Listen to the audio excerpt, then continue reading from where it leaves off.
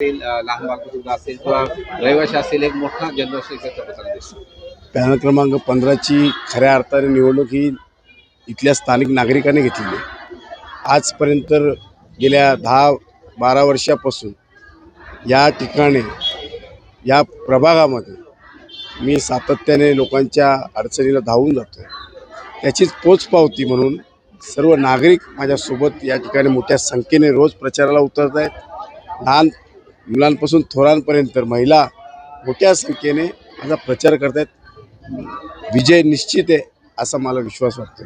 गतकाळातल्या घटनेनुसार पुन्हा महायुतीचा सुद्धा तुम्हाला प्रचार करावा लागतो. 8 प्रभागाची जबाबदारी तुमच्यावर पक्षाने दिलेली आहे, काय सांगा?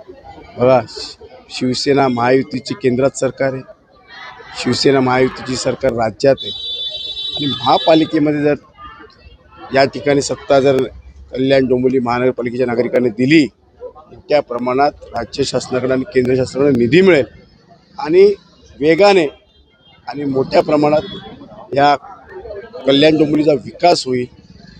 त्यामुळे मी लोकांना विनंती करतो की आपण या ठिकाणी मोठ्या मताधिक्याने मतदान महायुतीला करा, जेणेकरून आपल्या कल्याण शहर हा वेगाने इतर शहरांपेक्षा पुढे जाईल. आपण बघत असाल तर आपल्या प्रचारात लाडकी बहिणींची गर्दी जास्त दिसून येते.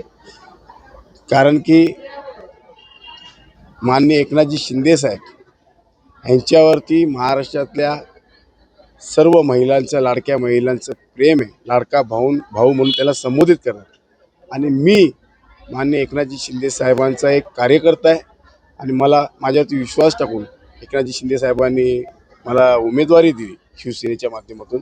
त्यामुळे महिलांमध्ये अति उत्साह आहे आणि महिलांनी या ठिकाणी मोठ्या प्रमाणात पाठिंबासुद्धा दर्शवलेला आहे. कोणत्या कामाला प्राधान्य कल्याण पूर्वेचे देणार आहात निवडून आल्यानंतर, किंवा काय कोळशेवाडीचा यू टाईप रस्ता असेल, पूर्ण वाहतूक कोंडी असेल, सगळ्यात मोठा प्रश्न जो कल्याण पूर्वेला उद्भवला आहे तो पाण्याचा प्रश्न.